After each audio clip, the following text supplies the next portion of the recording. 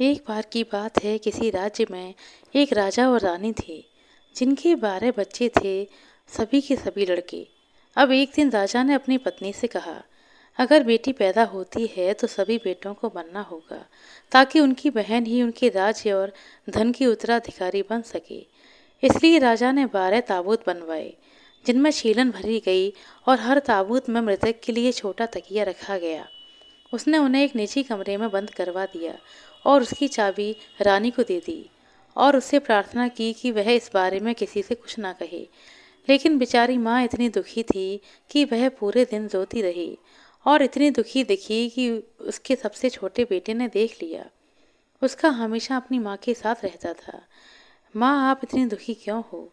छोटे बेटे ने पूछा। मेरे बच्चे, मैं तुम्हें नहीं बता सकती, माँ ने उत्तर दिया।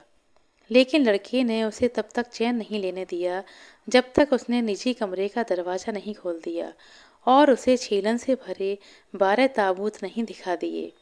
प्रिय बेटे, ये ताबूत तुम्हारे और तुम्हारे भाइयों के लिए हैं, क्योंकि यदि कभी तुम्हारी कोई छोटी बहन हुई तो तुम सब मर जाओगे और इन्हीं ताबूतों में दफनाई जाओगे, माँ ने बताया।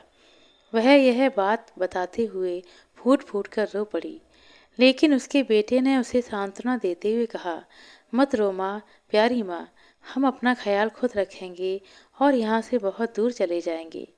फिर माँ ने हिम्मत करके कहा, हाँ, अपने 11 भाइयों के साथ चले जाओ और जंगल में जाकर रहो। एक को पेड़ पर चढ़ने दो, जहाँ से वह महल की मीनार देख सकेगा।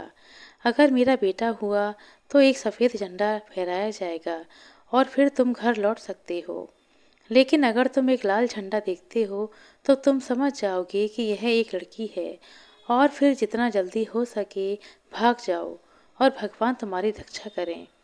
हर रात मैं तुम्हारे लिए प्रार्थना करूंगी कि तुम सर्दियों में ठंड और गर्मियों में गर्मी से पीड़ित ना हो। फिर उसने अपने सभी बेटों को आशीर्वाद दिया और वे जंगल में चले गए, जबकि हर कोई प्रतिदिन एक ऊंचे पेड़ पर चढ़कर मीनार पर लगे झंडे को देखता था। 11 दिन बीत गए। अब छोटे बेटे की बारी थी देखने की। उसने देखा कि झंडा फहराया गया था और वह झंडा लाल था। यह संकेत था कि उन्हें मरना होगा। भाई क्रोधित हो गए और बोले, क्या हम एक युवती के कारण मृत्युदंड को प्राप्त करेंगे? जब हमें कोई युवती मिलेगी तो हम उसे मार देंगे ताकि अपना बदला ले सकें।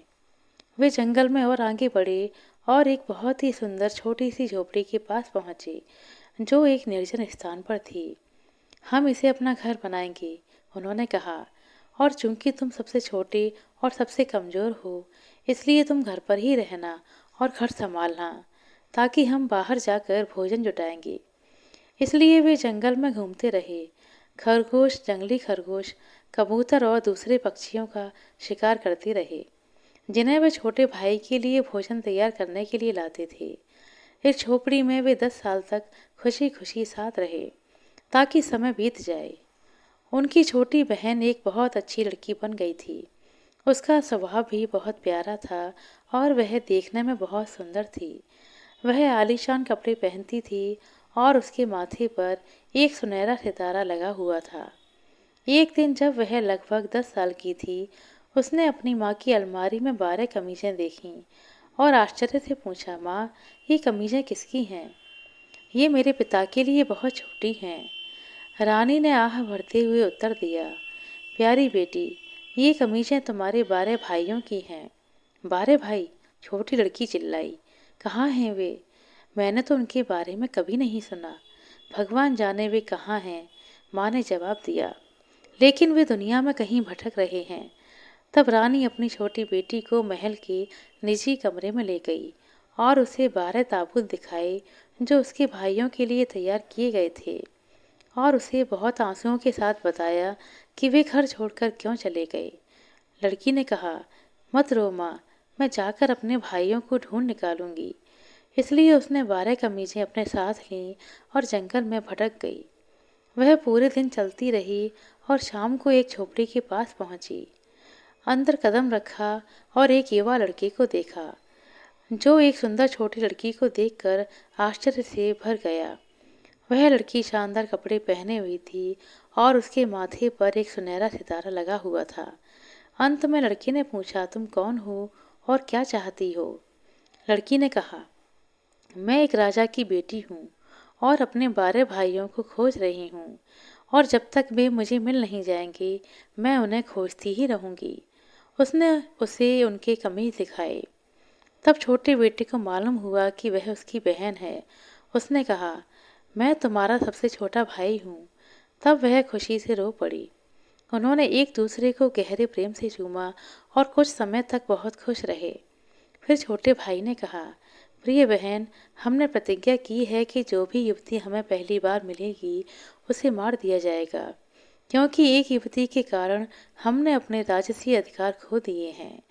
राजकुमारी ने कहा, मैं स्वेच्छा से मर जाऊंगी यदि ऐसा करने से मैं अपने भाइयों को उनकी जायज संपत्ति वापस दिला सकूं तो। छोटे भाई ने कहा, नहीं, तुम नहीं मरोगी। जब तक हमारे 11 भाई घर नहीं आ जाते तब तक तुम इस मेज के नीचे छिप जाओ, फिर मैं उनके साथ एक समझौता करूंगा। रात को भाई शिकार से लौटे और खाना तैयार था। जब वे खाना खाने बैठे तो उनमें से एक ने पूछा, भाई, क्या तुम्हें कोई खबर मिली? छोटे भाई ने कहा, यह अजीब लगता है कि मैं, जो कि घर पर रहता हूँ, आपसे अधिक जानता हूँ जो बाहर रहते हैं उनकी अपेक्षा। अच्छा, हमें अपनी खबर बताओ, उनमें से एक भाई ने पूछा। तब छोटे भाई ने कहा, मैं तुम्हें बता दूंगा अगर तुम एक वादा करो। हाँ हाँ, वे सब चिल्लाए, क्या है? छोटा भाई बोला, ठीक है, मुझसे वादा करो कि जंगल में जो भी युवती तुम्हें पहली बार मिलेगी वह नहीं मरेगी। ठीक है, हम नहीं मारेंगे, सबने कहा। तब छोटे भाई ने कहा, हमारी बहन यहाँ है, और उठकर उसने मेज उठाई और राजा की बेटी अपने शाही वस्त्रों में, जिसके माथे पर एक सुनहरा सितारा लगा हुआ था, बाहर आ गई।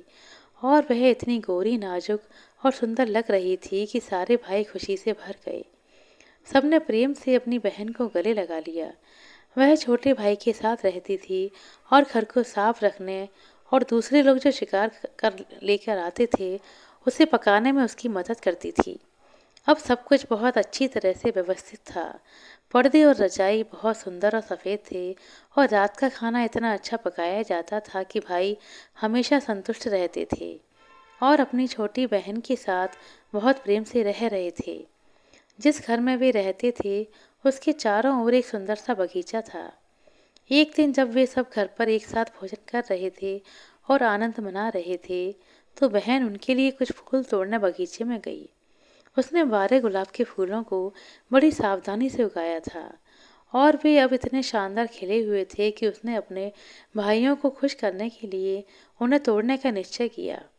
लेकिन जैसे ही उसने गुलाब के फूल इकट्ठे किए, उसके 12 भाई 12 कौवों में बदल गए और जंगल के पेड़ों पर उड़ गए, जबकि आकर्षक घर और बगीचा उसकी नज़रों से ओझल हो गया। अब बेचारी छोटी लड़की जंगल में अकेली रह गई थी। उसे नहीं पता था कि अब क्या करना है। लेकिन जब उसने पीछे मुड़कर देखा तो उसने एक जिज्ञासु बूढ़ी औरत को अपने पास में खड़ा देखा, जिसने उससे कहा, मेरी बच्ची, तुमने क्या किया है? तुमने उन सफ़ेद फूलों को उनके तनों पर उगने क्यों नहीं दिया? वे तुम्हारे 12 भाई थे और अब वे हमेशा कौवे ही रहेंगे। क्या उन्हें मुक्त करने का कोई रास्ता नहीं है? लड़की ने रोते हुए पूछा। बूढ़ी औरत ने जवाब दिया, दुनिया में कोई रास्ता नहीं, सिर्फ एक ही उपाय है, और वह भी तुम्हारे लिए करना बहुत कठिन है। फिर भी यह जादू का तोड़ देगा और उन्हें मुक्त कर देगा। क्या तुम में इतनी दृढ़ता है कि 7 साल तक गूंगी रहो, किसी से एक शब्द ना बोलो और ना ही हंसो? अगर तुमने कभी एक भी शब्द बोल दिया या इन 7 सालों में एक बार भी गलती से तुम हंस पड़ी, तो तुमने जो कुछ भी पहले किया वह सब व्यर्थ हो जाएगा, और इस एक शब्द से तुम्हारे सारे भाई मर जाएंगे। हाँ, लड़की ने कहा, मैं अपने भाइयों को मुक्त कराने के लिए ऐसा कर सकती हूँ।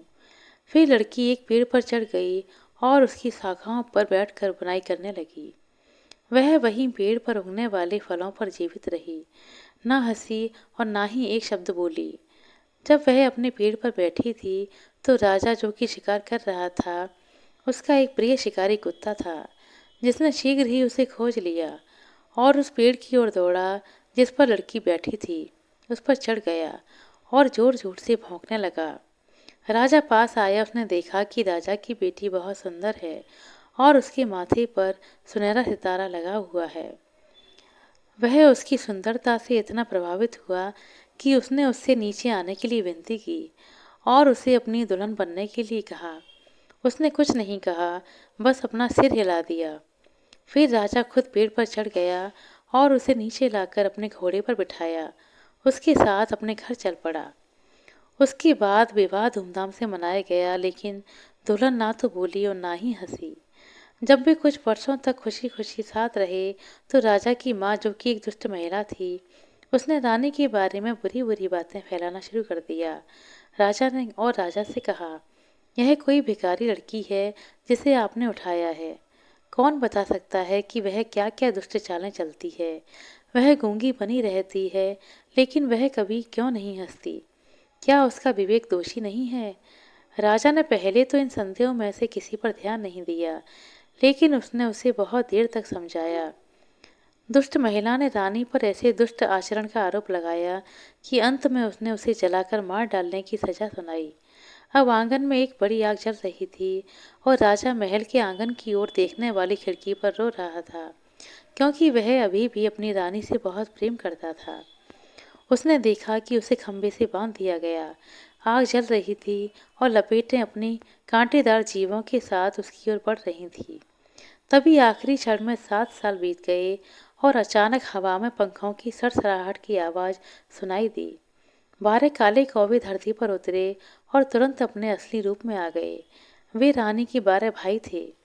उन्होंने ढेर को गिरा दिया और आग को बुझा दिया और अपनी बहन को आज़ाद किया। उसे प्रेम से गले लगा लिया। रानी, जो कि अब बोलने में सक्षम थी, उसने राजा को बताया कि वह क्यों चुप थी और कभी क्यों नहीं हंसी थी। राजा की प्रसन्नता के साथ साथ दुष्ट माँ के प्रति उसका क्रोध भी बढ़ गया, जिसे न्याय के कटघरे में लाया गया और आदेश दिया गया कि उसे जहरीले सांपों से भरे पानी में फेंक दिया जाए, जहाँ पर उसकी भयानक मृत्यु हो गई। आशा करते हैं दोस्तों आपको हमारे द्वारा सुनाई गई यह कहानी अच्छी लगी होगी। कहानी अच्छी लगी हो तो कृपया लाइक कर दें, शेयर कर दें। चैनल पर नए हैं तो सब्सक्राइब कर लें। अपना कीमती समय देने के लिए बहुत बहुत धन्यवाद। मिलते हैं अगली वीडियो में, तब तक के लिए नमस्कार।